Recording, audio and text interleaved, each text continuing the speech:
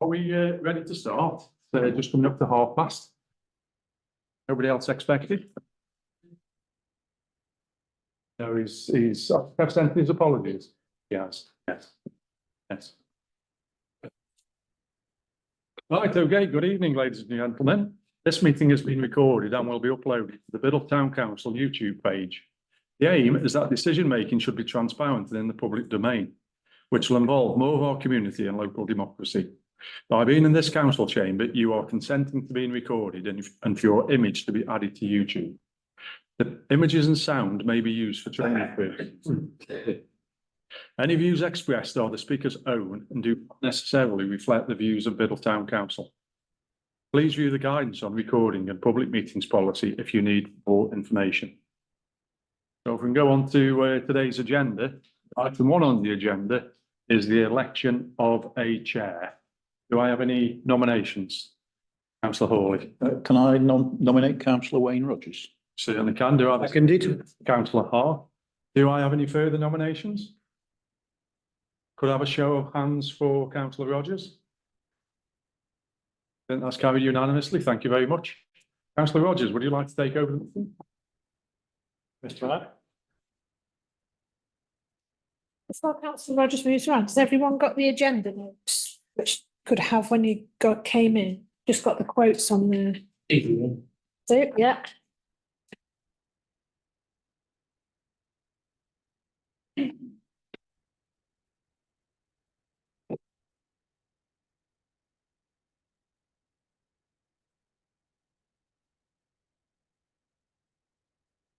Thank you, everybody, for your support and putting me back in the chair.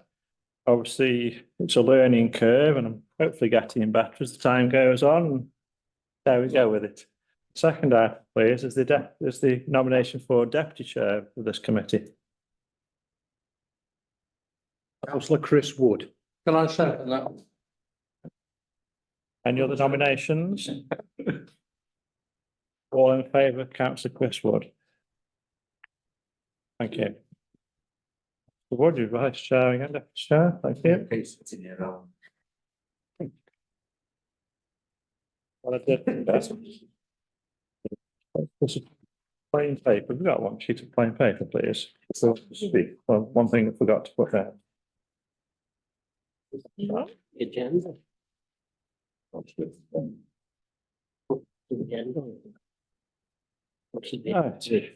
Number 2, apologies. So we have apologies from Councillor Jackson, Brady and Smith. Any other apologies? Those 3. Thank you very much.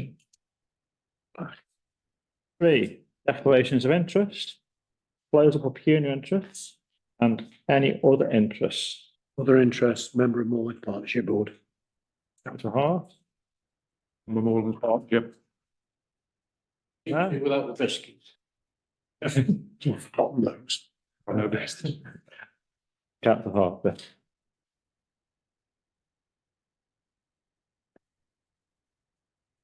Number 4. Minutes to confirm the minutes of the Finance Strategy Management Committee meeting held on the 23rd of April. This was approved and the annual meeting of Town Council on the 14th of May. May I assign those as true record? Thank Thank you. Thank you. Point. No, this time by the mayor. Oh, really? Okay, you signed by the mayor on the evening, apparently. Okay. Thanks for that. Number 5. To approve the bank reconciliation for March 24, all accounts attached. These are in your pack. Everything up to there. That one.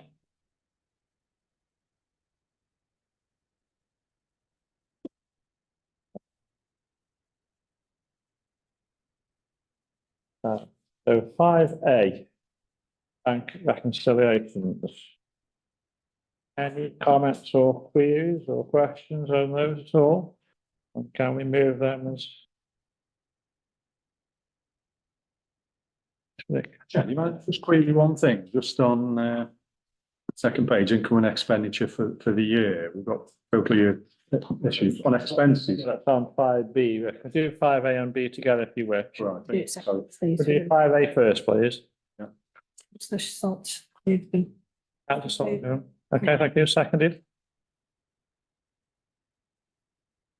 Okay, okay, Councillor Hawley, thank you. All in favour? Thank you. Moving on to 5B then, to receive the income expenditure account for 23-24.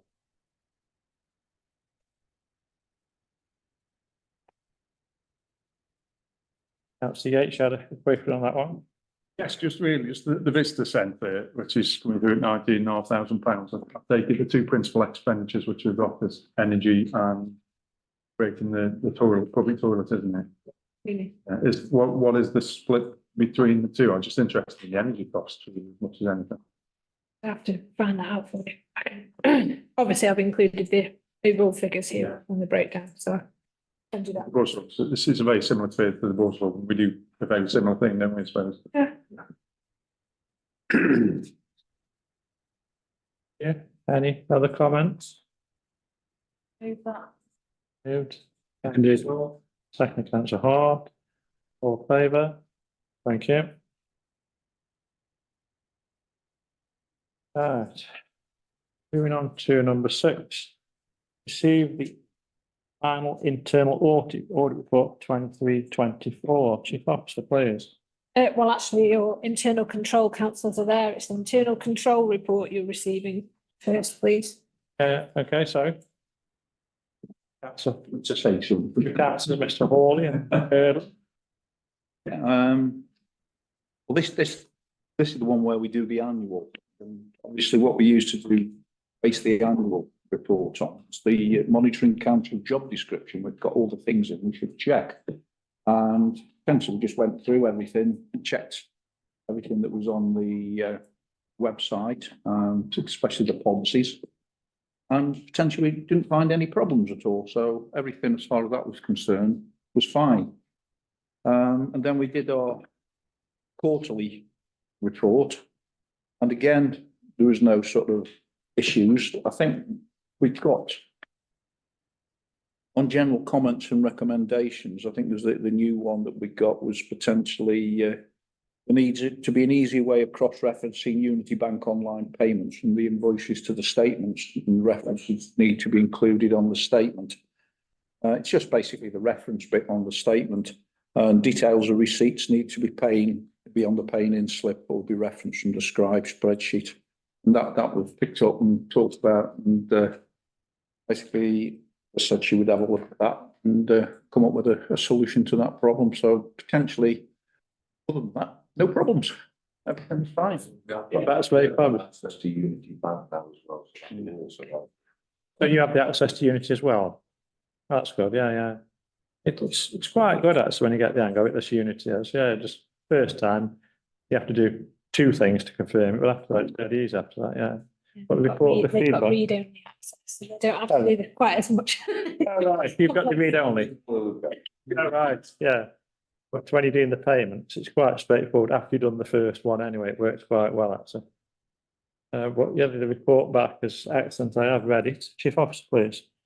All I would just say on that is actually, I think we identified that as well as something that we need to work on over the next kind of weeks and months. Now that we're using Unity, and we had some conversations with the internal auditor as well about kind of what we need to build into the processes of now that we've got online banking and that kind of thing, and how we demonstrate payments and what information we need to send and get back. And so we've had some quite detailed conversations about those. I think the thing that we identified potentially, it's a new system, new processes, and it'll just basically evolve as time goes on, I think. And you'll spot things as we're going on, and potentially, obviously, the girls will sort them out. They won't, to say, it isn't a case that there's anybody fiddling the books or anything of that nature. It's just a case of when you're looking at something, it's to sort of try and identify where it's come from when you've got a piece of paper there and another piece of paper there, try and cross-reference them. It's not that easy. I know. It's a bit of a head scratching too. Well, thank you Thank both you. for all your efforts and inputs, and much appreciated reports that you put together for us. Thank you. Any comments? receive that report then? All in favour of receiving that report? Thank you. Moving on to 6B. Confirm the outcome of the internal audit completed on the 23rd of May 24. If I've any comments on that one? So I've sent this out to you as soon as we had it in. We get a one sheet document from the internal auditor that could be sent to the external auditor if required. My inspection of the council's records for the year ended 31st of March 2024 found no areas of concern. She goes on to say, I conclude that Biddulph Town Council's system of internal control meets the needs of the council to a good standard. The only thing she suggested we do actually is in relation to the gentleman who do the internal control is that you sign what you've seen, Yeah, twice. which is easily done, isn't it? So Yeah. I think I'll take that if that's the only recommendation she's got. That's very minor, but yeah. Yeah, no, she's continues to be very pleased with this. I've asked her if she'll keep us next year and she's happy to do that. She's kind of parted ways with some of the smaller parishes, but she's happy to keep the bigger towns, which is good because obviously she's got the experience of working with people our size. You, Councillor Salt. Hi, I know that Sarah's already said this in the email that she sent round, but on behalf of town councillors, can I just pass my thanks on to Sarah for the work that went into that audit process? I know that last week it was quite a busy, stressful week, so thank you very much to the team for all that. I'll second that one because I know an awful lot of work goes on behind the scenes. It just appears, but an awful lot of work goes on to get to this stage. Thank So you. thank you to all of you. Okay. Moving on to 6C, see the annual government accountability return, annual governance statement within the draft figures of 23-24. Now this one is quite a large one, as you can see. And is there any questions or queries that you may have on Me it? too. If you could chip off something. Yeah, so what we're looking at here is the annual governance and accountability return. So this is the AGAR. This is what we call the AGAR. This comes from Mazars, who are our external auditors. There are no significant changes from last year. Alongside this, they usually pick some issues that they want us to evidence that we've done, but I've already seen that list and we can already evidence that we've done that, so that's no problem. This is the document that you are required to complete, only 6 pages, but there's a lot in here every year. So in terms of what we need to do, the internal audit page number 3 has already been completed. So that's that done. At Town Council, when we approve this document on the 2nd week of June, this is the one where we read the statements and we have to be sure that we can put a yes in those boxes. So this is page 4. There's actually only 8 statements that apply to us.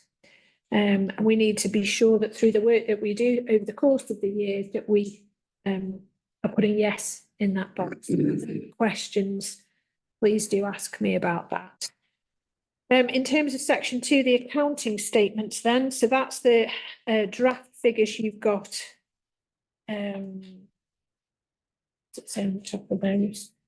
Yeah, that's just the report that we've pulled off. It's called Biddulph Town Council Annual Return. That information is directly from Scribe. And alongside that, Councillor Yates requested last time the 5-year analysis of the accounting statements. So that document is there for you with some accompanying notes.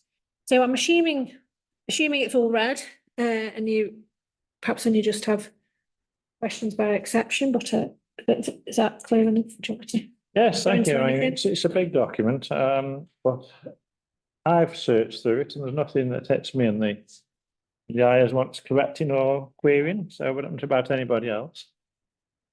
That's all. Yeah, it's nothing specific. I'm just sort of thinking that this meeting next year, is it possible that when you send the annual governance and accountability return out, you send it out as a draft with the relevant bits filled in, boxes ticked, so we can sort of say from our point of view of this, yeah, that's fine, or whatever, we can query what you've actually put. Yes, the only bit that. I'm not saying that this would be the final document, but I'm just sort of saying that this, to us, you know, you'd sort of say, yes, we've done this, and the boxes are ticked. And in the accounting statements, you've actually got the figures in there, but just written in.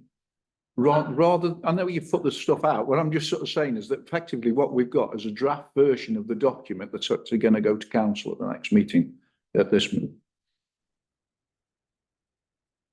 I can write the figures in, but I printed you them off so that you Yeah, can see them. I know you've done that. And in terms of the other stuff, we wouldn't fill the completion checklist in until we'd finished the document. The internal audit, we wouldn't fill that in anyway. Oh, I know, but what I'm saying is potentially what we would expect to fill in, be presented to the town council. Can we not, for this meeting, put the draft version forward and say this is what the figures are? Yes, I know that. That's what I'm saying there, but I'm just saying is that In the box. got that and it was in there, then we can actually see where it is. And all the, because you've got all the other boxes that have got to be ticked. And effectively what I'm saying is that, Jan, you presenting us with a draft document, we can approve or disapprove. Okay. That's all. It's just the thought that effectively that we do that going forward.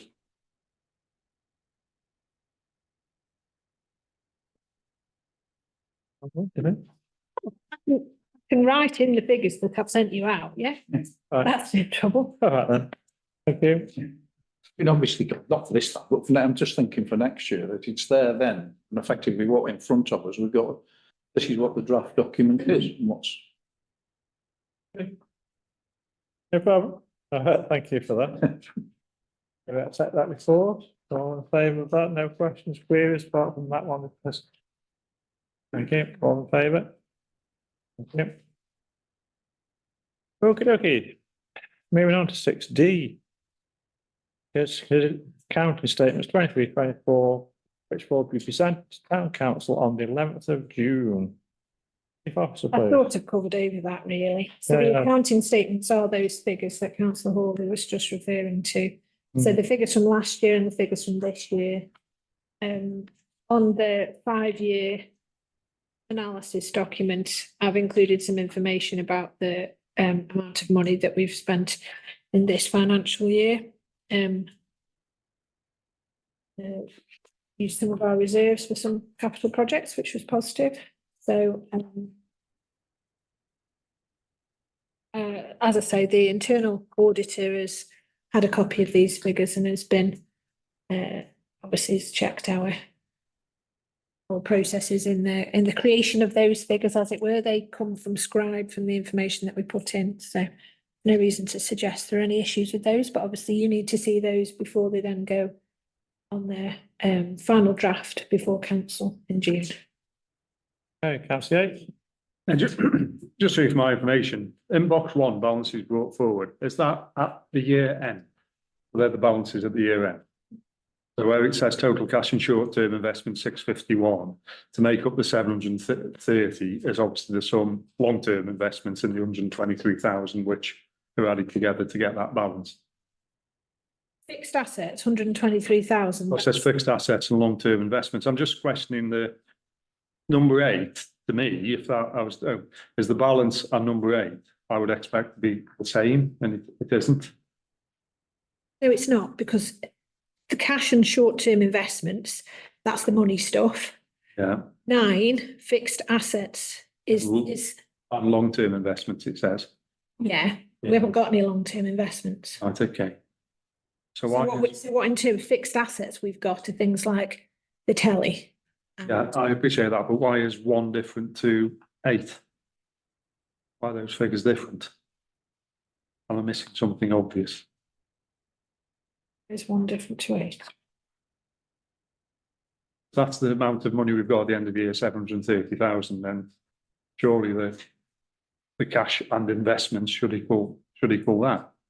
It hasn't the previous year, so there's something within there which I'm sort of missing. But I'm sorry, I don't know what you're talking about. Which boxes are you talking? Box is one, Yeah. balance at the end of This the year. Yeah, so at the end of 130,000. the end of the year, we got 730,000. So that's at the start of the year, balance brought forward from the previous year. That's why I did ask if it was at the end of the year, and you said the end of the year, but if that's the start of the year, then I understand the figures. Yeah, 730. Was it the start of the year? So the start of the year was Yeah. 730, Yeah. Yeah, that's your figure. and next year. Okay, 651. okay.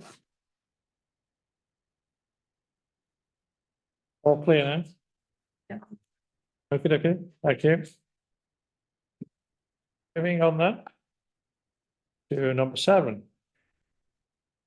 Rough Works Together. To confirm that earmarked reserves budget for the Rough Works Together project is £10,000, 23-24, and to agree that we can be opened applications for partners and support of residents. If I might just add some information to this, so throughout the years, since we've kind of broadened the remit of this group, we do have applications for some funding, things like events that are going on at the library, for example, they need some support with that. I haven't agreed to those at the moment because obviously we set aside the funds to be used primarily during the cold winter months. And kind of September, October time when the projects kick in again. Previously, we've needed all of that £10,000 for those projects. So my query to you really is, when do you want to start the bit of works together? A lot of the groups that we're currently working with aren't operating projects throughout the summer months. I think we probably need to use a little bit of that funding in support of residents where there's no fuel potentially, or there's no food in the house. But I'm wondering whether we open up the scheme, as it were, in kind of September, perhaps. But I'm happy to. After June and August, open up in September. Councillor Saul. Yeah, I will declare an interest, that I work for Staff Union, that study, but I think, as far as I'm aware, reading through the minutes, because I didn't take part in the discussions, that the remit was widened to include social isolation. Therefore, based on that, because a lot of these schemes do tackle social isolation, then the date does need to be put forward rather than just a food and fuel thing that primarily kicks in the winter. So I would agree that it should be brought forward. Second that, Chair. Social isolation is very, very serious. So proposing 1st of September. Because that's. Is there a reason why we can't start it just today? I would, based on previous spend, I think if you started it today for projects where the focus wasn't heating and, heating and eating type projects, as it were, then there's a risk we might run out during the winter months. Now I can always come back to you and say. Can't we segregate the budgets then? That's social isolation. We allocate an amount of money for that in a year from out the 10,000, and then. Do you want me to? Sorry. Please, yeah. I don't know how we'd separate them because they all deal with Social isolation is 12 months, isn't it? Well, yeah, that's what. It is. So, if somebody to one of our organisations in Biddle for assistance, we're not starting until September, and they come next week, which is June. We saying them can't help you because we're not starting until September. That's all I'm not trying to be awkward. No, I I'm don't just really trying to understand. think of a No, see where you could, but just won't run out of money, yeah. We'll just count the half and then. Well, following what Chris is saying, really, can't we start it at the next town council meeting when it's ratified? It starts from that date. See why not? We can always, let's be honest, it's a valuable asset for the town, of working together, organisations. And it's not beyond, don't get me wrong, it's not beyond us to address if we think we're going to run out of money at some point. We readdress that and come back at a later date to. But what I'm thinking is if somebody's in dire need now, we can't just wash his hands off it now, you know. Last we did. We've settled bit of work, well, bit of works together as an organisation. And if somebody's in need of it now, shouldn't we be addressing that now? Instead of. Could we I put a don't- small pot in, small amount in I a pot I to think use there's- before then, councillor Salt, and then Yeah, I think along the lines of what both speakers said, we've got a legitimate reason to come to the town council and request more money later on in the year if we need to, because I think when we set the budget, the social isolation element wasn't part of Bill of Works Together. But since we've set the budget, the social isolation element has agreed to be part of Bill of Works Together, and therefore I agree, let's start it at the next council meeting. And if we need to, as a finance committee, address any shortfall, then we can do that as and when. councillor Hart, and then we'll make it. Yeah, I tend to agree with Jill there. The reason that we back the 93 bus and we extend the 93 bus, one of the major things is social isolation. And many of my ward constituents, they're elderly, they're on their own, and they don't drive anymore. They haven't got a car. Some of them have never driven. So the bus is a lifeline to them. And, you know, we support that. But there are other elements of social isolation that frighten the life out of me. You know, there are people who don't see a person from one week's end to another. So any organisations that, you know, can alleviate some of that difficulty, I would we help and support them. So we have to have the money in place for it. Thank you. We'll just take some guidance from the chief officer and make a decision. No, it's fine. I think then I'm obviously it's on the agenda because I needed to steer on it. I think it would be helpful for me then if somebody else would help me to determine those applications, because we get lots of applications from organisations such as the library, for example, who do some great work for all sorts of projects that go on throughout the year. Obviously, they're part of a massive organisation but have no fund themselves. So it's whether you would feel that those projects that they're running, which, you know, attract certain, you know, high numbers, whatever numbers in Biddulph, whether you would feel that they were suitable for funding. So I think it would be helpful for me if there was a way of determining those, because the way we set up Biddulph Works Together, there was no formal grant process. It was people approaching us to do good during cold weather. But actually, if it's got bigger than that, and there's the potential then that we'll overspend on the £10,000 during the course of the year, it needs, I think, for me, to be a little bit more robust. Could I suggest then that the chair working alongside yourself Mhm. and then just copy the vice chair? No, the About, decision is taken between, you know, the chief officer and the chair. Oh, right. In sort of collaboration, if you like. Well, I think, you know, I have no problem, but I just think we start getting it, are we getting unwieldy, you know? That's what I'm not sure it needs to come to a committee necessarily, no, because no. we've been given. I'm just thinking if an application comes in which, you know, may just be on the boundary of whether we should take it on or not, working with the chair, you know, just for information, copy me in for information, but the decision taken by the chief officer and the chair of the finance committee. Move it. Councillor, yes, I'm just making sure. Councillor, you had your hand up. Yes, just to say, I mean, link to this because there may be some funding available.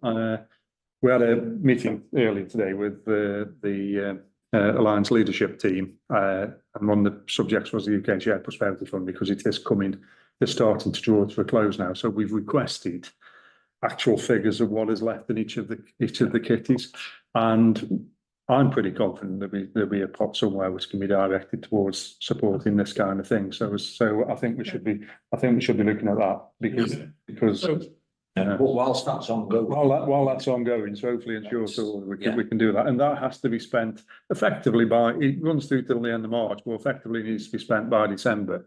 Because a report has to be written on the outputs, and they need 3 months to do that, obviously. Well, thank you. So I have a proposal by councillor Wood, that the chief officer, myself and the vice. Look at this, seconded by councillor Hart. All in favour of that idea? Thank you. Yeah. Okay, thank you for that. Right, moving on to number 8 then. Standing order, item requested by councillor Hawley that town council meetings have been increasing in length.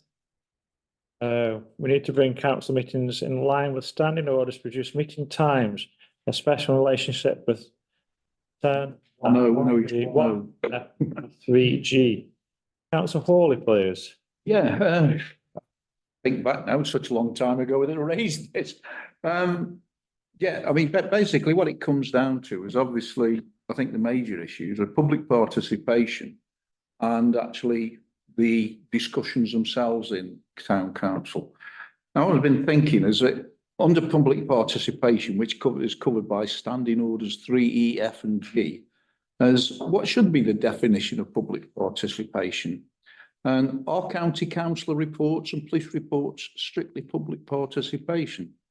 And should public participation be, as it says, basically be for residents to raise issues with the council, where they come in, have their 5 minutes or so on. Ideas I've got, should county councillors have a spot designated for them prior to the meeting, say 5:30, where they can report and be questioned by councillors? Or do they present a written report on which they can be questioned? The other thing is, what should be included in the county councillor's report?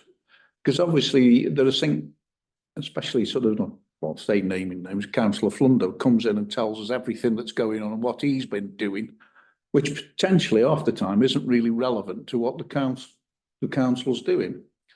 Then we've got the police. And again, should they actually report prior to the meeting, a written report, and then when they come, we just question them on it? And so it's a written report with questions, or could it be a specific item on the agenda? And then again, we move on, presentation by third parties. At that particular meeting, there was a presentation by someone from the county council. And was that strictly public participation? Should that presentation have been made to a committee? Or should it have been an item on the agenda? Because it certainly wasn't, as far as I can see, public participation. And actual public participation is currently defined to last 20 minutes with no speaker exceeding 5 minutes. Definition of items needs to be made of what comes before the council, or should some of these items go direct to a committee? And basically, I think this is up to the chairman, really, is the time limit on speaking has got to be adhered to, because as I say, sometimes they can go on and drag it on for 20 minutes. So there's various things that we possibly need to look at with respect to public participation and how we actually bring it back, if we want to bring it back to 20 minutes. Because we've had situations, and I think it's quite common now, that public participation starts at 6 o'clock and finishes after 7, which isn't right. And I think we need to address this and to actually bring it back to some form of line. How we do it, there's just some ideas there, and quite open for various other people to come up with other suggestions. But as I say, that's just on the first bit, which is public participation. So it's up for discussion, really. Give your ideas, councillor Yates, Ward and Hart.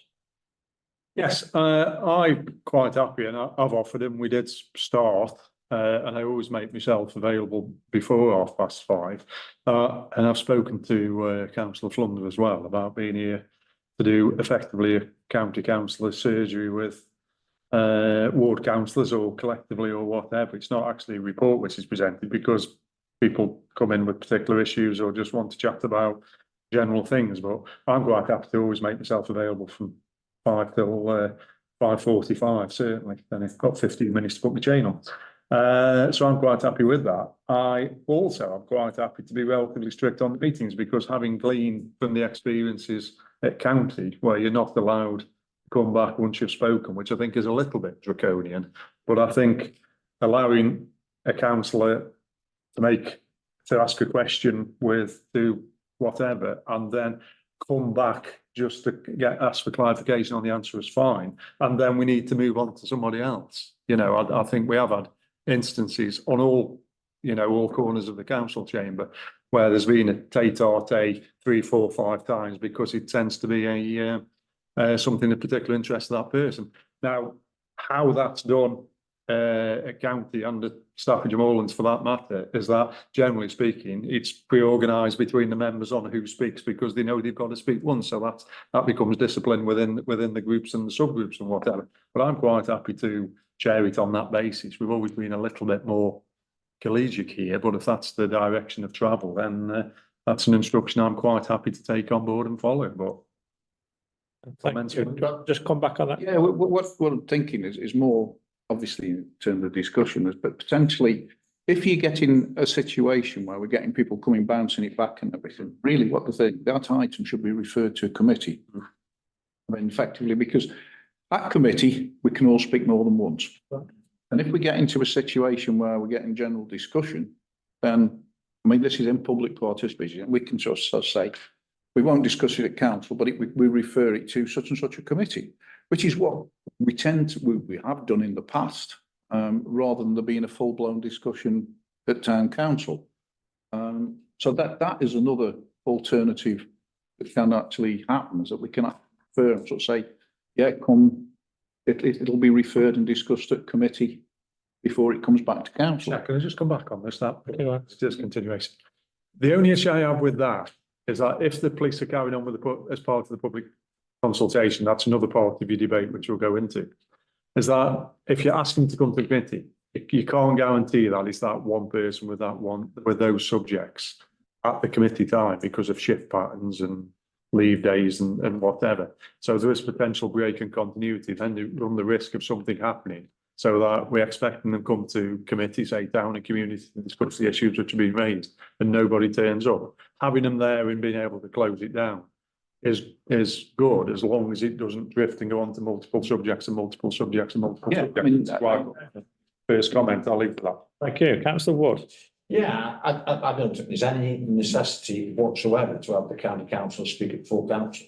If they're making themselves available at 5 o'clock or +5, whatever it is, and if a council's got an issue they want to raise with the county council, they can either come to that meeting or they pick the phone up as we do on a regular basis to speak to them. I just think it's an add-on, from the town council, which is unnecessary. If there are issues, I would imagine the councillors and councillors would raise them with the county councillors, whether it be a pothole or whatever, to resolve the issue. Coming here, you're just telling us what you're doing anyway at the county, which if you're an effective councillor, you'll know that because you've been in touch with them if you've got issues. So I just don't think there's a necessity at all for the county councillors to be an agenda item at the town council meetings. I just don't think. And in terms of, I think the public participation is a good thing. I think it gives them an opportunity to, but for the amount of times we have them, which is minimal, I think we should keep that because it's an option for them. If they've got a gripe, they can come and raise that gripe. Like we had, the people who are on about the speeding going on All's Road. That was a very interesting, good debate and well supported by the council. So I think that's valuable. Just don't think the county councils, and no disrespect to the county councillors, I don't think the county councillors add anything to the town council. That's all that's good. Councillor Hart. Yeah, just No. concerned about the knock-on effect on the committee that follows. Because I've known where some town council, because of public participation in various forms, have gone on a long time. And I'm concerned that we're not rushing, because obviously I've been chair of Wrekin Amenities for quite a while. And then suddenly you feel yourself under pressure because members are saying, well, can you get a move on? And some items I feel that we're curtailing the debate a little bit at Wrekin Amenities. And I can see a reaction from the chief officer there that possibly you might be agreeing with me a little bit there. And that concerns me. It's the knock-on effect because many a time I can remember, and it's not just, you know, different members from different groups have said, now, Andrew, get a move on. Because it's gone on a long time and that concerns me. Thank you. Councillor Salter then Harper. Completely agree, which is unusual for me, but. Well, I agree with you many times. No, I do completely agree with you. It's not fair that we have to rush other important items of business. I completely agree with Chris. I don't think the county councillors should have a spot at saying full council. I don't think there's any need for it whatsoever. I also agree with you.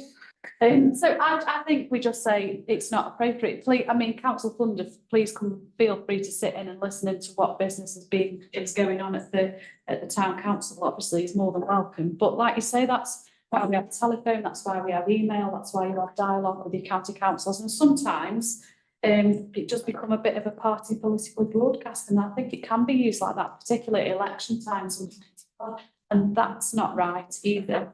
In terms of the police, I don't think the policing debate, I think it's useful. I don't think it's constructive in full town council. I think that needs to be town and community. And I also need to think to give the police the fair shot at answering the questions, because how many times do we get back? I don't know the answer to that. I haven't got that data. And ultimately, their time is really precious. And I think it's wasted sometimes coming to us because they can't give us the answers we want because they didn't know what the questions were going to be and they haven't got the data. So I think they should be invited to town and community because then we have got that bit of backwards and forwards discussion. And we should give the police officers pre-submitted questions. If we want to ask the police about a particular issue, we need to give them at least, 24, 36, 48 hours to make sure that they've got the information to hand. Otherwise, it's a waste of their time and it's a waste of our time. I think that needs to go to town and community. Like you say, let's keep public participation for just members of the public, not companies like the broadband people. They can come to town and, rec and amenity and probably to give that presentation. Let's give that 20-minute slot for the public, which is what it's designed for. Councillor, thank you. Councillor Harper. Yeah, I don't disagree with what any of the speakers said whatsoever. But here's the but. If we've got a county council here talking, it goes via that, doesn't it? So people outside of this chamber, outside of the town hall, can pick it up on YouTube or whatever it is. And are we then denying them that opportunity? We're always on We're always on about open government, transparency. Are we closing it down? That's just a question. Thank you for your question, Councillor Salt. To come back, that's not our job. That's the county council's job to make sure that their county councillors reach out into the public, and you can access all the county council meetings online, just like you can access the town council meetings online. The town council's job isn't to amplify the voices of the county councillors. It's not our job. We should assist one another. Just a quick one, just an idea here. All right, you might disagree with me. If the county councillors, which has come anyway, are 5 till 6, you can come along and speak to them if you wish. Then you could move the police to town and community with pre-arranged questions and leave the public participation as it is at the beginning of the meeting. Just a thought. Councillor Salt. It's good thought, but then equally, I think the ultimate point of this is, aside from stifling debate later on in the evening, is councillors' time, not forgetting that everybody sat around this table as a volunteer for Villa Town Council. And what you're actually doing is adding potentially half an hour on at the beginning of the meeting time, which ultimately does add up to the kind of full time. We just need to take the opportunity. I mean, if county councillors want to be here for that half an hour before, that's fine, but there shouldn't be an expectation that any town councillor turns up to have a conversation with that county councillor, because that can be done by email or telephone. If they want the choice to do that, fine, but you can't start making it longer this side rather than that side. I don't saying. What we're going to do is Councillor Yates, and I'm coming back to Councillor Hawley after he's laid everything. An idea. Councillor Yates, please. Yeah, I was just going to say, I mean, I understand what you're saying, Councillor Harper, but we don't give the same forum to to have smaller district councillors, and that's the closer councillors. In some respects, I think it's because there's less county councillors and a little bit more remote. And it obviously started well before email communications and things become the norm and whatever. So things have changed. But all these meetings are available, and everybody who wants to can scrutinise a county. And I certainly direct people to have a look at the county meeting on a particular subject, not always because I'm sort of on it, but because that answers a query, so to speak. So, and I think, just answering Jill's point, I don't think you're sort of talking as a mandatory additional meeting as a start. It's just No. to making available and having a chat and a conversation. We'll have a chat People come in, before. which I have generally been doing. I have been disappointed that it's drifted off a little bit. It started off very well, but if we make that as we will make ourselves available, I'm sure Council London will do the same. I would say from 5:15 onwards, because obviously Yeah. we've got to, be in chair of the meeting, Long prepare for the meeting. You don't have. But at least it gives the opportunity. Wish. Hmm. Councillor Hawley, you've heard all the ideas. What you should do? Well, All ideas. first things to come back, what Councillor Harper was saying is that really we aren't here to promote county councillors. That's up to them to do their job. And as far as I can see, they used to do this prior to it actually being put out on YouTube. And if we go to 5:15 till 4:45 run, there's no reason why that can't actually be put on YouTube and made available for people, to see. In terms of what the discussions that have gone on so far, it sounds as though my idea then of actually putting the county councillors outside of public participation and the police outside of public participation and presentations outside of public participation seems to be accepted. And basically, from that point of view, I'm quite pleased. And again, everybody seems to be in this view that effectively public participation should be kept to 20 minutes. Okay, it might stretch over a bit if things got it, but in the main, basically, we should limit it, and it is up to the chairman really to control that. So on that basis, I would sort of, on the first part, we've got another bit yet. On the first part, I would sort of recommend or like to propose then that county councillors have a slot outside of the meeting, prior to the meeting. The police should go to TCC and do their bit. Presentations by third parties by and large should either go onto the agenda for the council meeting if it's going to be an overall council, or to the relevant committee prior to, and the actual public participation should, where possible, be kept to 20 minutes, with each speaker only being allowed the 5 minutes and they should be informed of that before they actually come. So I'd like to propose that as the first part and come on to the next part after we've voted on that. We've got a proposal by Councillor Hall. Before I ask for a seconder, can I ask the Chief Officer if that's a working idea that we can work with? Absolutely. Okay, so I'll have a seconder on that idea. Seconder. Councillor Hall, all in favour of that idea? All right, thank you. And moving on then. I'm not in favour of it. Against or opposed? Only that, I think you're all aware of the part, and I disagree with. Yeah. But the rest of it, I agree with. All right, okay. Can I go as abstaining, just because I'm chair, I'm quite neutral in this, being a county council, I do have to say an interest. Yeah. Abstained, Well done. abstention. Okay, On then. right, the next bit is actually on full council discussions. This is basically covered by standing orders 1, O, P and Q. And basically it states that councillors should only speak once in a debate. And this has been bypassed many times with council meetings turning into committee meetings where there's lots of bouncing back and forth.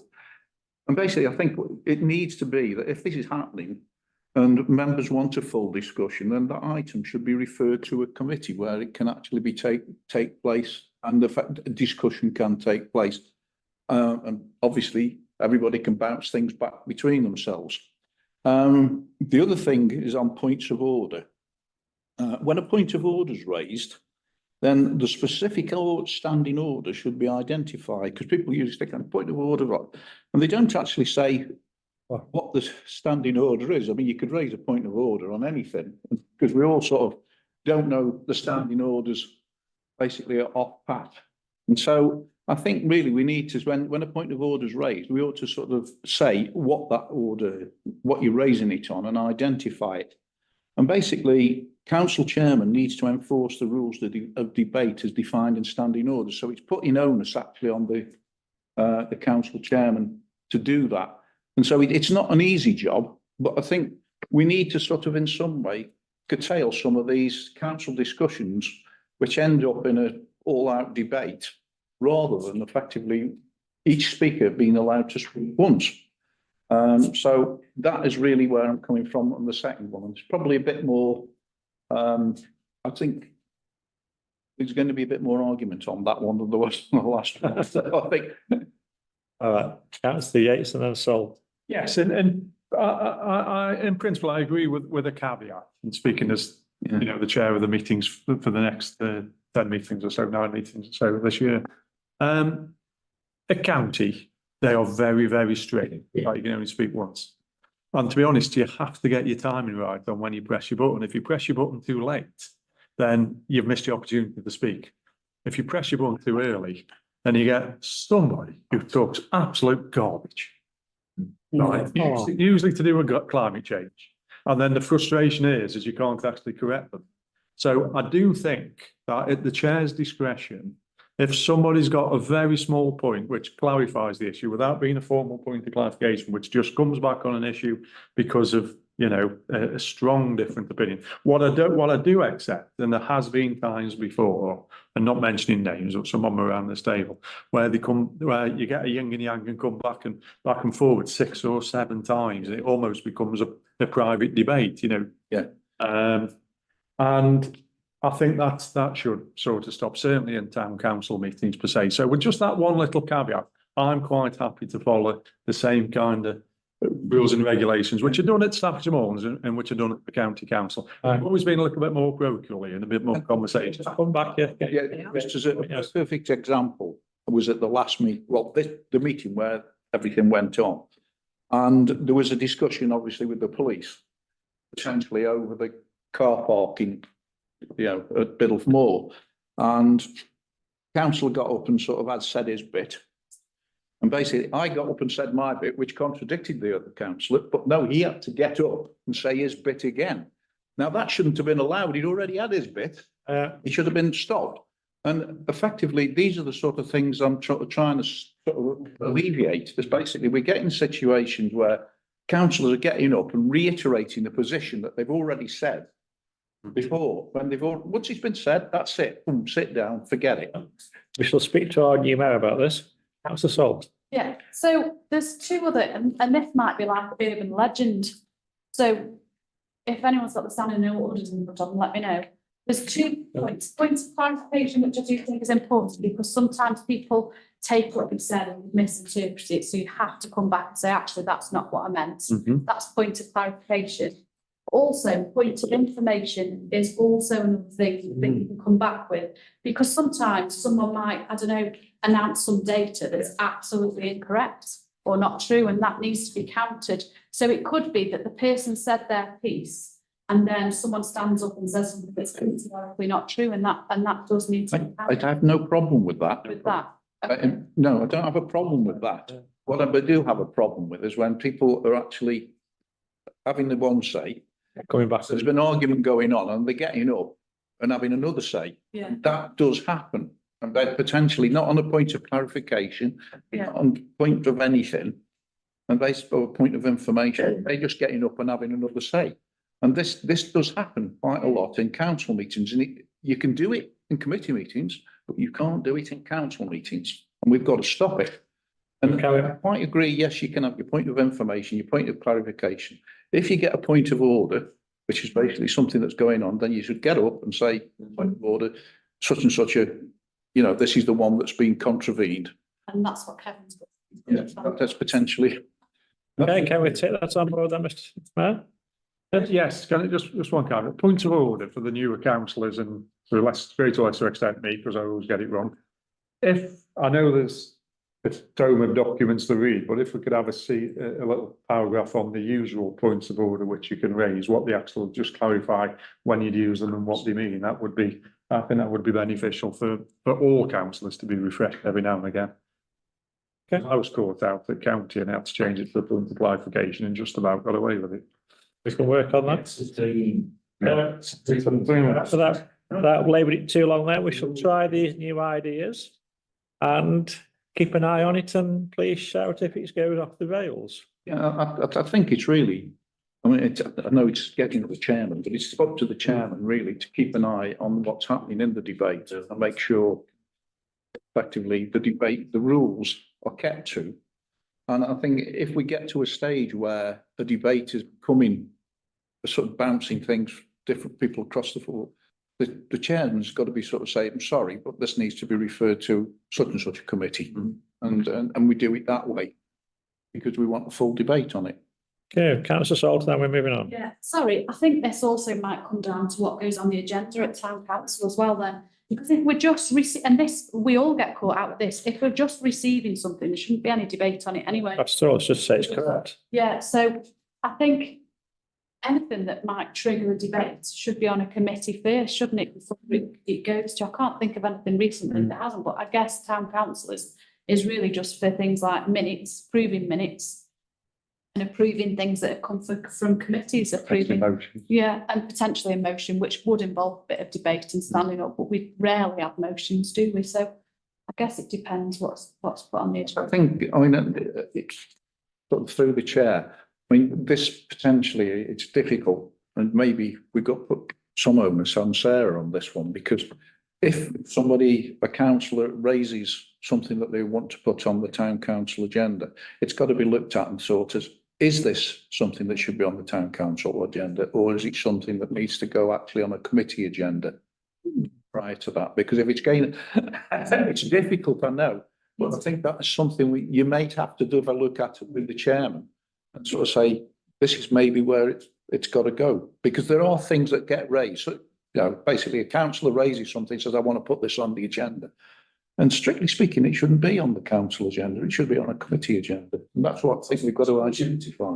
There's a difference between an item, you know, a piece of work or a resolution. If you move a resolution, which you want to vote on at the full council, that's got to go to council. There's no debate on that. If you're moving a resolution saying you shouldn't have to have the IC, let's say, for example, that's a resolution and that's got to be voted on. If you're talking about a debate, I get where you come from. Yeah. Okay, thank you. Chief Officer, any more thoughts on that? Well, lots of thoughts, Chair. That's what I thought, that's why I'm asking you. I think it would be very useful if those who are thinking of chairing meetings did some chairing meetings effectively courses. I think that would help with the understanding of the standing orders. There are lots of things in the standing orders where you could come back, but there's no such thing in our standing orders as a point of information or a point of clarification. You can absolutely have a point of order. And you have to be, as Councillor Hawley said, very clear about what your point of order is. You do have the right to exercise a right of reply, so that's at the chair's discretion as well.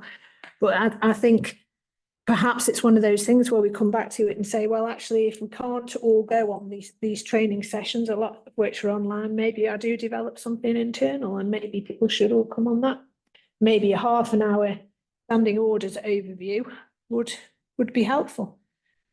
Part of my school, I only got back from council last year, but Supreme, which is the rules of governance and meetings, you've got to have, or somebody has to have the right to raise a point of information. If somebody's what you stated earlier, somebody makes a statement that's factually incorrect, surely you've got the right. You've got the right of reply. Yeah. Right. It's called the right of reply, and and if you were doing that, you'd just have to say, I've got the right of reply there. But in terms of a point of information or a point of clarification, you could say anything, couldn't you? Well, you can, but that's But that's the point, isn't it? I think the chair would need to manage that. Yeah, absolutely. So I agree with everything you've said. But I think there's some conversations to be had about chairing as well. Okay. Go and book my chairing training. And as soon as I possibly can find a course. I'll help you with that. Okay. So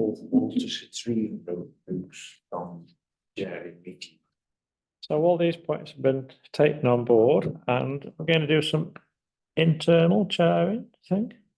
Honestly, I'm happy to do whatever makes life easier.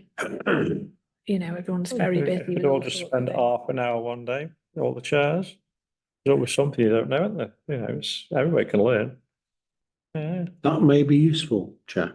Then no one has to go anywhere. You don't have to sit for 2 hours in a course that you Yeah. don't want to. If we just took half an hour at the beginning or the end of the meeting, that might be helpful. I think that'd be great.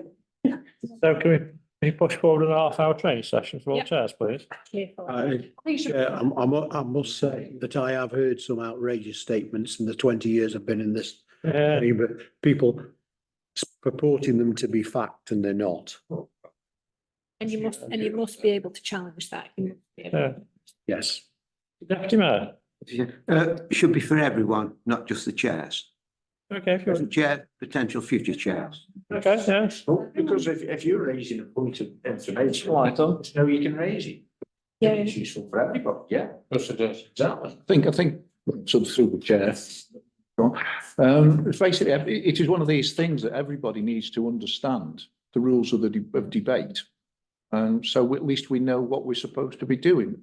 And as I say, the chairman, so we can enforce them. But I think if we all know what we're supposed to be doing, then obviously it makes it a lot easier for the chairman. Because I think at the moment, a lot of the long-standing councillors, me included, don't know every standing up, because loads of them in there. To actually know all of them is quite an achievement. I mean, whether you pass your 11+ on the standing orders, I don't know. Going to push for this half-an-hour training session then, not just standing chairs, but any future chairs are welcome as well. I think it should just basically, so that all councillors should. All councillors, all council committee. Agreed. All in favour of that? Thank you. Councillor Hawley for all this. Done now. All right. All right, then we'll move on. So move on to, Well, that's why we didn't debate it at council. move on to 8B. Referred from the annual meeting of the town council, consider, Councillor Salt has brought this forward. To consider the process for delegating members to committees that should councillors be unable to attend. It does actually in the standing orders on 4D5 that you can do this as long as you put 3 days notice in prior. Can I see? Yeah, plus you can, okay. Put it forward, yeah. So, it was last year actually, when I noticed it was in standing orders and there was a few of us that couldn't make a meeting for a variety of reasons. And I said, I'm sure you can put a substitute in. And we were like, oh, town council. I was like, yeah, I'm sure you can. And then obviously it was raised, we brought standing orders to the annual meeting. So if we can do it, I think that Sarah said there needs to be a policy as to how we manage it. So as you rightly said, it says 3 days notice, 3 clear days notice. I assume that's working days. And we need to we can't just let one of our team know and say, Nigel, just let Sarah know that Mike's standing in for Jill. It can't be a process like that. It's got to go through the office to say, on this date, Jill can't make it, Mike's standing in. Covers holidays. Yeah, And it can't just be done willy-nilly. the only thing, this is my personal thought, it's got to be a little bit careful. I know it doesn't say it and probably contribute in what it says, but personally, I think it should be somebody who does sit on that committee, or else it's sort of making a farce of the committee structure. No, it can't. This is my own personal thoughts. and so on. It's on the committee to substitute somebody who is. Do we have two all votes, please? Don't have 2 votes, Say go. my personal thoughts. Councillor Hart. Well, my experience with the district is that, to be quite honest, if they didn't have substitutes these days, You wouldn't it's have- the last intake where a lot of people are working. You're right. If it wasn't for the substitutes, we wouldn't be almost quorate. A couple of occasions I've seen it where they've really struggled. There's an awful lot of substitute members in there because somebody's ill, long-term sick, and different members have had to stand in for them. And I'm thinking of one Conservative member who's really poorly at the moment. He's been represented by all sorts of people. But it keeps the committee balance as well. Because otherwise you can get people making decisions, or pushing a decision through because a lot of people are missing. And that's not really right at all. Thank you, Councillor Yates. Yeah, let's have some all in.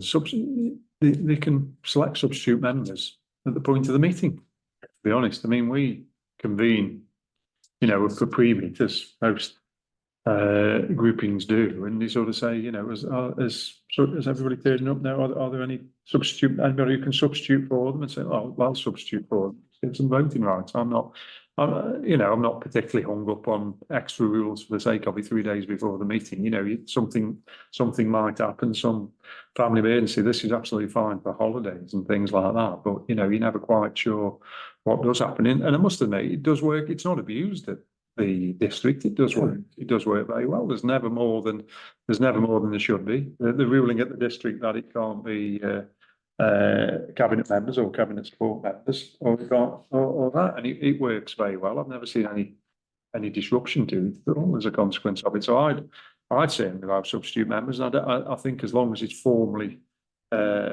submitted, you know, at the meeting, then I think it should be allowed without the 3 days notice, personally, based on the experience of Staffordshire Moorlands. Caveat I'll say is that they don't allow substitute members at county. Thank you. Councillor Hart. Just coming back, thank you very much for letting me come back. Sometimes the substitute members contribute more than the members that they're replacing. And I think possibly Councillor Wood and Councillor Yates will agree with me that there are some members that they never say anything. So when we get a substitute, go, hooray, we might actually hear something. Thank you. Councillor Harper and then Salt, then we'll clear that one. Thank you, Chair. Well, first of all, I agree with that. Substitution is a good thing. Jill, you mentioned, was it 3 days or 72 hours? I think 24 hours, frankly. You know, because it can happen at the last minute to any of us. So 24 hours, I think, is sufficient. Oh, can I make a proposal? I Quickly. propose, so long as formal apologies have been submitted to the chief officer, as they should be, by email with a proper reason, and substitute members can be permitted on the evening. Yeah, I agree with that. As long as they've gone through the formal process of submitting their apologies with a valid. I've got lots of there. Can I finish now? Yeah, carry on, yeah. Thank you. So what I'm thinking is, if I can't make the meeting, am I going to get somebody to substitute? Yeah. So I let Sarah know, and then I ring somebody else up. Well, You say no, you're saying yeah. eventually you group. Well, this is the point I want to make, but go on. You're the next speaker. So, you know, I'd like that bit clarifying. And just supposing, heaven forbid, that we didn't get a chair, vice chair turning up for, it can happen. How would we then elect for that meeting, the chair, vice chair? Whoever's in attendance. We've got It was done ad hoc on that meeting. So we just- That's understandable, isn't it? But I say, we've got Councillor Salt, Paul, and Eardley, and then we're told to close this one. Councillor Salt. Yeah, you can't have your proposal without changing standing orders. No, So before we can, we'd have to. Says it states 3 days. Changing standing orders has to be done at full council, doesn't it? So if we want to agree a resolution from this council that formal apologies can we can decide the substitute on the night, before we can propose that as a resolution at this committee, but that would have to be approved at full council Happy with that? before Well, that's that still would my happen. So proposal still stands. so we'd have to propose that we change standing orders. We'd have to tweak your proposal to hand in apologies. Yes. And then the substitute member can be, hey Sarah, Mike's here, keep using you Mike, sorry. Hey Sarah, Mike's here, who's Jill's substitute, we can let Sarah know overnight. But in order to do that, we need to change standing orders. Oh, yes, I accept that. Yeah. But my proposal still stands. The tweak. Right. Councillor Hawley, please. Yeah, I mean, I'll go along with Chris with 1 day or 3 days or whatever. The only point I would make is that effectively, yes, the individual has got to make a formal apology. And when he makes that formal apology, he also says who's actually going to be attending in his place. So what I'm saying is that you don't basically somebody just turn up on the day and say, I'm standing in for such and such a body. But basically that, when that person's made his formal apology, he basically sort of says such and such a body will be turning up in my place. If that is, if So effectively what I'm saying is whereas Ken was sort of saying, oh, I'll tell them a form, then I ring them up. I'm saying, no, you ring them up beforehand, and then you make your formal apology and say such and such a body is replacing me. Yeah. if that is proposed, I will withdraw my proposal and support that one. Because it takes out the 3 days, it just means that there's a formal approach and we know what we know is taking place. It works well, Staffordshire Mall until it's an issue. Councillor Early, then Harper. Councillor always just said exactly the same as what I was going to say. If you're making an apology, sure you can say who it is. It's been. Okay. I mean, personally, I'm not in favour of dereliction, because Yeah. my vote, I don't know how I'm being voted till I've heard. You've heard the discussion. My point, that's all. You know, delegating, I think a completely different way. Thank you. Councillor Harper again. I think I might have forgotten what I was going to say. No worries. Right. Councillor Hawley, let's go on. So we're just adhering to task standard orders basically, aren't we? Without. Sorry, yeah.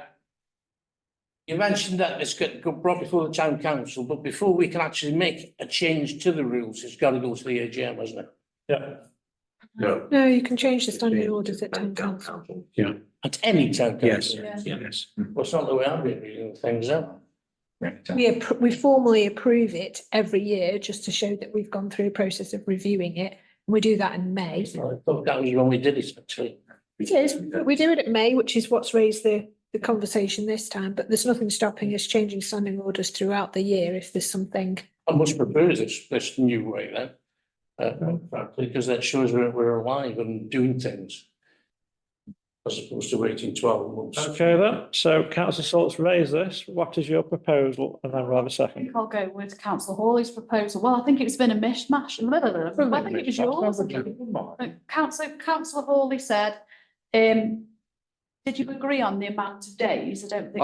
I basically sort of said 1 or 3, depending on which way you want to go. I'm quite happy with 1 day, Working day. 1 working day, Okay. potentially. And effectively, you make a formal apology and you act 1 day beforehand, and effectively you nominate who is actually going to replace you. So for clarification, the working day was as long as it's in before 5 o'clock on a Monday, Yeah. that's fine for the Tuesday. Yeah. Yeah. Mm. I'm happy to support councillor Hall's proposal. Clarification, is it going to be done in writing? Or is it just a? No. It's the email, isn't it? Somebody, you need to identify that an email is for me or try to speak to me. And we can't be having people apologising for each other, which a lot of which goes on at the moment. Yeah. It needs to come via here, via this office. It doesn't matter if you speak to one of the team, that will get its way to me. Would you But prefer needs- it in writing or verbally? I would prefer it in writing because then it's there in front of me, but I'm not going to be particular about that because there are times, of course, when you can't get to something to do, you know, if So you. just as a point of clarification, if we did offer the apologies at the meeting, we couldn't do a substitute anyway because we haven't got the day's notice, so that negates that in that respect. So it actually makes them be a bit more disciplined by default, doesn't it? Yes. So Chief Officer, a working proposal and second, you know, do you think? Yeah, I'm happy with that. Okay, if you're happy with that, all in favour? Thank you. Okay. Moving on then. Receive feedback on the garden festival and confirm costs. The people who were there, as I was there, it was a very, very busy day, well attended. Give you Rudy and all the staff that were there, all worked very hard. What do you think you and all Joe doing this on? Either or, it doesn't matter. In your packs, you've got this sheet, which Margot always puts these together for us so that we've got a collection of feedback on the from various different events that we do. We've got some lovely photos and really kind, good things that people have said. Brilliant day, brilliant thank you, thanks to everyone involved.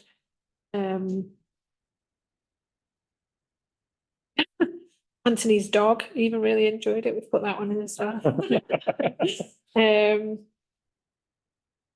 Yeah, there's some really positive, lovely feedback. We've had a lot of really good stuff on social media, and it was the first of these events we've ever tried.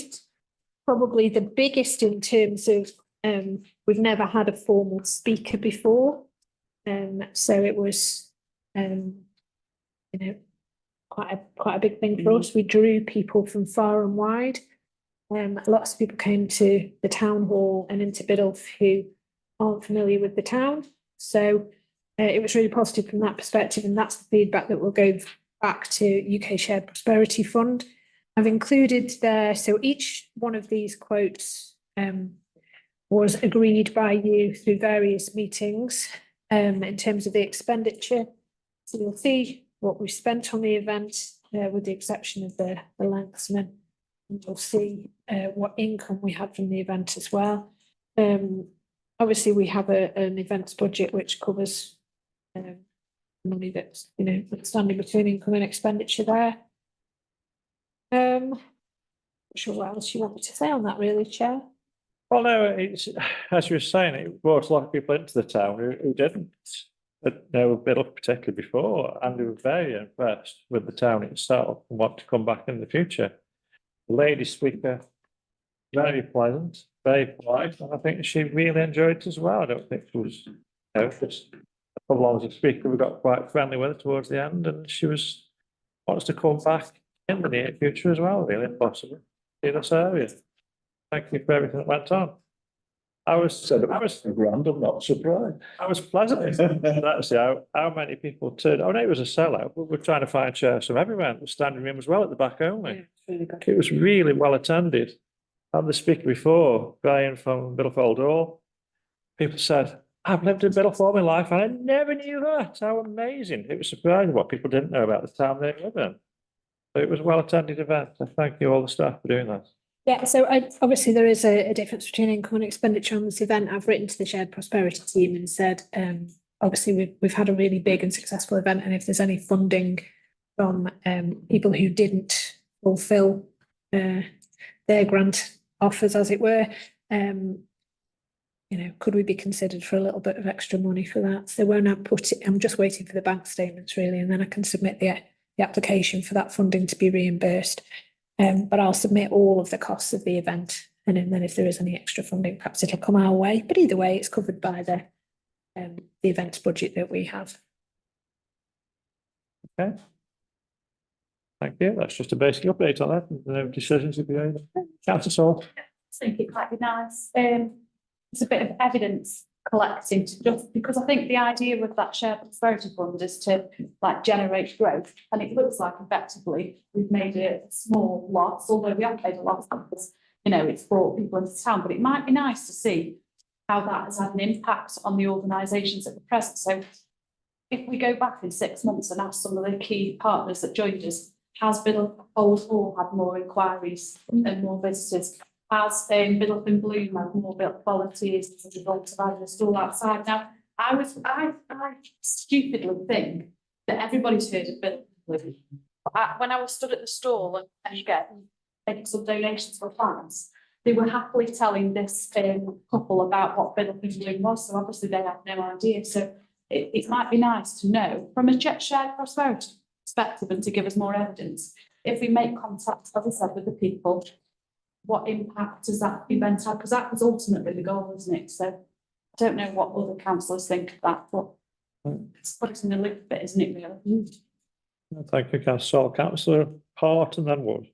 Yeah, Chair, I think having, keynote speakers is extremely useful, because if we can get enough information out there, people will come to listen to them. And it's an attraction. It brings in a lot of people to Biddulph, and it would be lovely if, for the car event, we could have like one of the Matthewson team from Bangers and Cash. It'd be fantastic if we get one of those guys to come down. It would also save the embarrassment of who judges the best car as well. Yeah, would be nice. So we'll see what the district may be able to stump up for that in the near future. Yeah. Councillor Wood. Thank you, Councillor Wood. Yeah, and I agree with what Jill's have said in terms of, yes, great event, but what are the follow-ons? What are the bonuses that have come out after having the event? And we talked about this today at the Alliance meeting, saying, we put money into external organisations from the shared prosperity fund and different things, and what are the outcomes, what we're getting for it, you know, are we getting value for money and stuff like that. And I think what you're right, you know, have we had enough uptake on Biddulph Bloom? Have we had enough uptake on, you know, obviously the town will benefit on the day because there's more people in the town and they're spending money. Well, yeah, it would be nice if you could quantify, you know, because, you know, let's be honest, it's a lot of money, what you pay on the day for the speaker. And it's, you know, if it's value for money, brilliant. If it isn't value for money, then do you do it again? Well, so yeah, you know, obviously it was a rule, so I imagine it's going to have a knock-on effect for the positive. So yeah, it's, well, yeah, I agree with Jill. Accountability, and let's see if it's left a legacy. Okay, so we can find on that one, right? Right, thank you. Right, thank you. Co-councillor Hart. Sorry. Yeah, I mean, the one thing that's noticed, I think it's something that Sarah said to me, is the fact that Biddulph Grange didn't want to take part. And I'm wondering whether, given the success of it, we might be able to get them to get involved if you're having one next. I mean, it just seems to me that you've got, you know, a National Trust garden in the town. And in fact, they didn't get involved. So what Helen said to me is they were short of staff and they would like more notice to make sure that they do come to anything in the future. That's what they said to me. That's what was said anyway. But yeah, we did. Notice did they get? Sorry? How much notice do they need? I'm not sure how long they got. I really don't know. Was it? I don't know, but that's what the comments were. But yes, hopefully they will come along. What amazed me as well, to be fair, just a quick one on this. On the night before, the town hall foyer was absolutely full of plants. And the chief officer said to me, I hope we could sell some of these. Went running down Poyntons, got 76 more trays of plants because we were running out rapid on sale and return. And we returned 24, I think it was, didn't we? Out of well over, how many was it in total? We got another 76. How many was there before? About 200 or something. Somewhere in that region. So we're pushing towards 300 plant sales on the day. Well, I took the plants back, what were left over on sale and return. And Andy pointed and said, is that it? It's like one tray of them, basically. Is that it? You wipe them out as well as sales. That was a half, you're saying, eh, Harper? You're saying? No. Did you have your hand up? No. I thought you put your hand up, sorry. No. Okay. Things to think this way. Councillor Hart, sorry. It's accountability business. How are we going to work it? I mean, to me, it's quite hard finding the two together. But you've got an idea through the chair, Jill. Suggested a couple. It's just impact. So going to Biddulph Hall and saying, have we had increased visitor numbers? Or going to Poynton saying, has anyone mentioned your garden centre since the garden sale? It's just asking those kind of anecdotal sort of questions. We're not after anything scientific. Yeah. Just having an idea that it was effective. We don't need anything hard and fast. Because it's just the first time this has been done. Yeah. So really, it's a test bed, isn't it? And it worked. You know, what I can gather, it was a roaring success. So you got to go on next time. Yeah, thank you, Councillor Hart. Yeah, there's a town just outside London, about 20 miles outside Greater London area. They've had a garden thing every month during the spring and the summer. And they get, you know, thousands of visitors coming out from London. I know we're not near to London and all the rest of it, but it's become a regular thing because there's not many garden centres in London. So they go to this particular event to buy the plants and then take them back. And it's proved very, very successful indeed. So little things, acorns grew into oak trees. Yeah, thank you. We'll move on, but it was Councillor Yates last speaker. Yeah, I just think following on for that, I think once the town hall frontage is there, we don't have to worry about road closure. And we could do more regular events like that, even if it's just the, you know, the local nurseries who are there, because they're just extending their sales and promoting. And if we can get a little bit of ground rent as a consequence, you know, like the craft market around, whether it's totally local leak or whether it's Macclesfield or whether it's the artisan market in Newcastle. And that brings a little bit of income to help support it as well. It helps us to promote and grow. Thank you. We're going to close on that one. Just a big thank you to all the staff involved on that and how hard you worked on the day. Thank you. Moving on to number 10. Recommendations from the following working groups. Miners Lantern's working group that was held recently. The Councillor Kevin Jackson was nominated as the chair. Now is actually nominated as the vice chair. Councillor Jackson can't be here this evening, so quick update on what we've spoken about. The miners' lamps will come back later in the year, fingers crossed, saying no dates, so we're not held to it at the moment, but hopefully later in the year. There will be 3 lamps coming back of a different style, more like a Davy lamp. There'll be a plaque on the outside of the lamps. The bases will be in a brass colour, more like a traditional lamp. The centre section will be in stainless steel, as if it's glass and lit. Hopefully with solar lighting inside there. Councillor Salt. Just wanted, because there's needs to be no discussion on these items. I think we discussed. Just a point saying what was the, not a discussion, just saying to everybody else what it's going to be like. Just to move them. Okay. Okay, would you like to say anything, Mr. Chief Officer, before we just move them and move on?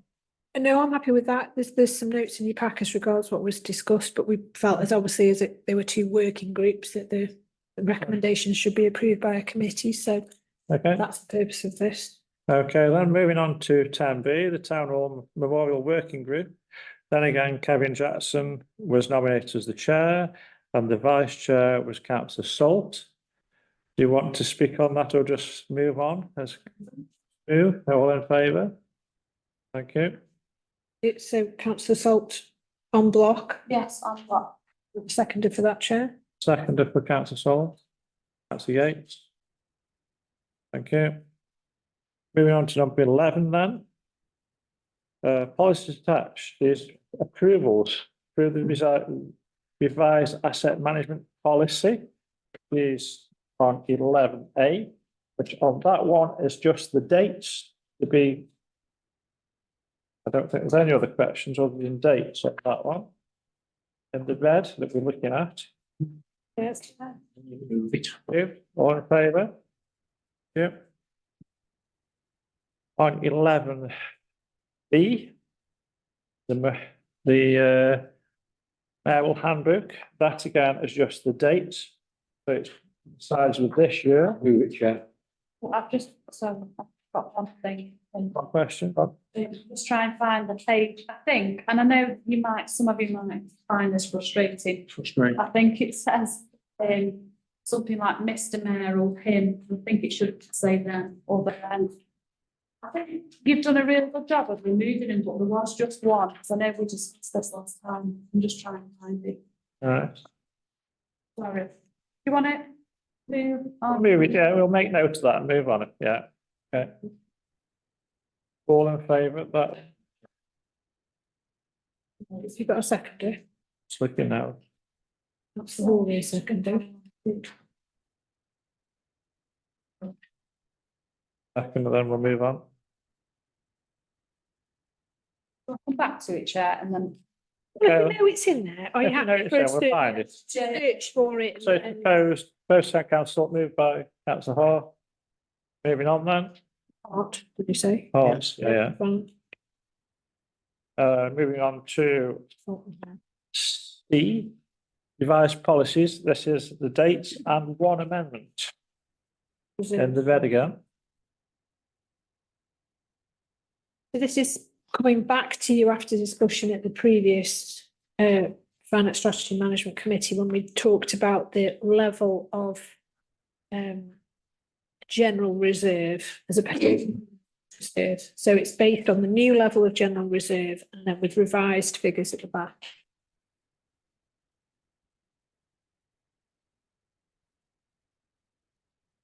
Okay. Say, move it. David, Yeah. favour, seconded? All in favour? Thank you. Moving on to D then. The civic allowance policy, that's the dates and 4 amendments as I've seen on that one. I'm really sorry, it was this one, not the mayor's handbook. I've just noticed that Okay. because that's the quote from the legislation. Yeah, I think you're right. I think we'll square bracket it and make that Ah. right. Yeah. Sorry. Okay, so that's fine, slight tweak on that one, okay, slight tweak on that one, okay, no worries. In red. Enabling him to meet. Opposed? Councillor Salt, Well, hang seconded. on, do you want to do that or do you want to discuss the bit at the Well, end? I've asked if there's any discussion, but nobody's raised their hand apart from that amendment. So the section at the end, any remaining allowance at the end of the mayoral year may be donated to the mayor's nominated charities. Do you want to do that? So that's come from the town council coffers, as it were. Well, I've got no intention of doing that, but it says may, so it's Just mayor's prerogative, isn't it? not saying we can't do that. A few years ago, it was said that it was given to promote the town, not given to a charity, but we can change that. That's a. I'm just going to say, basically, you've got down maybe donated to the mayor's nomination, but what's the alternative? It just sort of says maybe, so does that mean he could stuff it in his pocket? You know, this, it either goes into. yeah, I mean, if you say. So give it to charity. What we're saying is it should be donated to charity. It doesn't matter which ones then. Well, the mayor's raising the charity. Pardon? The mayor's raising charity. I know, what I'm saying is it's saying here may be donated to the mayor's nominated charity, which I presume are the ones that he's nominated. He might speak to another one. Well, I don't know if there's discussions from it. But anyway. If possible, Yeah. We don't do it as we once did, where the mayor gets the sum of money. Yeah. So the mayor has to claim the sum of money as an expense or we pay in advance. So it would have to be the mayor saying, right, whatever's left in my civic allowance needs to go to this. I'd like to give it to that charity. It wouldn't necessarily automatically happen because the mayor doesn't hold the money. Town council does. So it could go back in, if we've had a particularly lean year, you could say, let's put it back into the town council coffers. But I don't have a preference either way. We've had the request in the past, so it's just a matter of us trying to. so are we okay to say that any money left over goes into the mayor's charity on the civic allowance? No? The word account should be on the end of that, charities account. Yeah, okay, into the charity's account. But sorry, can I come back? Yeah, come back, yeah. That properly. It can't go back into the mayor's account because it's already effectively in the mayor's account because it's the money that's been set aside. So it's got to go out of the mayor's account into the charity That's account. charities. So it's got to go from Biddulph Town Council to the British Heart Foundation. Because it's already effectively in the kind of mayoral system, if that makes sense. So what we're saying is, if there's anything left, it needs to go into the charity account. It needs to go to the charity directly, not in it, nowhere in between, directly to the charity. Just to play on words really, clarifying where it goes. Ultimately, anything we got left over goes to the mayor's charities. Not necessarily, not unless the mayor requests that. Oh, yeah. It may do that unless the mayor doesn't request it. And then can I request it? I'm not the mayor anymore. What's left over in your civic allowance? Well, I don't know because we've settled the civic allowance. Yeah, yet. so, So when yeah. we've settled the civic allowance, Principally, we'll could know that what's could be left. past this, yes. And then for transparency, you'd need to add to an agenda that there was X amount of money raised. This amount of money was spent from the civic allowance pot, which means that X amount is left. And the intention is therefore to transfer the difference to the mayor's charity to. Yeah. It's not terribly complicated of late, but it's fairly straightforward. But what do I know? I'm a straightforward person. Yeah, there is actually a mayor's charity account, isn't it, where it's money that's been raised during the year it goes to. So effectively, can't we just sort of say that the money goes into that account, any that's left? And then it's up to the mayor to do what he wants with it then. Just charities. The difficulty with this is the If you money want that's to, set aside if you for want the to. civic allowance is money that you've raised from the precept. So it's whether you want precept money to be donated to charity. or not. If you're happy with that, then that's brilliant. But I guess it's fine. Essentially, it's leaving it at the discretion of the mayor there, but it would have to, I think it would have to come to a finance committee. Councillor Yates. The reality of it is, it's a relatively small amount of money, and obviously a small amount of money in the end. You're not talking thousands and thousands of pounds, you're talking a relatively small amount of money. And quite a few mayors in the past have effectively, not claimed expenses, or certainly not claimed the bulk of expenses, to make sure that they don't spend the money so it is available to do with what's required at the end. And it's much easier. I mean, I know certain boroughs and districts where they've had discussions, they put everything into that civic pot. And because sometimes some events don't quite break even, other events do, and it's the balance which is left goes to the charity. I went to one event where the costs of that event were £3,500, and they made it absolutely clear that any donations are to clear the debt, so that it doesn't come out of the mayor's charitable fund. And if there's a profit from that event, it actually tops it up. And I think they struggle just to clear the 3,000. So the donations to the charity were effectively donations to pay for where they were and what they were experiencing, which I thought was a bit weird, to be perfectly honest. But ultimately, that's effectively a similar policy to this, as everything goes in. One of the things about certainly my years being there, I want to try things different which promote the town as well, because that's part of the role there. If they make a profit, it goes into the charity fund. If it doesn't make a profit, this is the reserve which is obviously dipped into because it's the mayor's expense, so to speak. Well, at the end of the year, it should more than evenly make a profit which goes into the charity fund. And we're not starting off with an awful lot of money. It's just that little bit of a float as much as anything to enable things to happen. Thank you, councillor Early. Exactly, how it's written. Yeah. If the mayor manages his expenses well, there's a bit left over and he wants to give it to the charities. Cool. That's your proposal, yes? Seconded? Councillor Yates. Happy with that one, yes? Yeah, I am, because we've written the policy. There's some inaccuracies in the discussion that's gone on previously. Yes. As regards how we manage the funds, we would never have an event. I feel the urge to say that.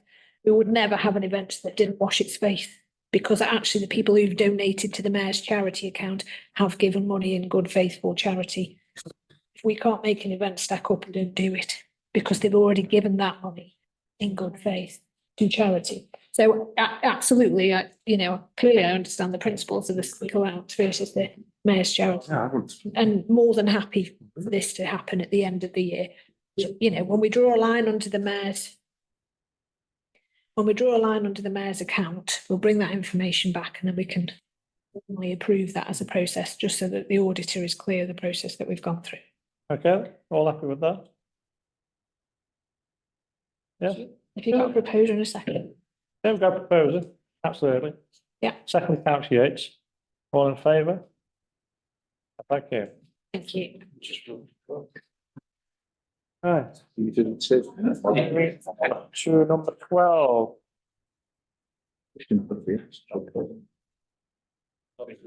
Consider disposal of any assets in line with the asset management policy and financial regulations. There isn't any this month unless anything's happened today.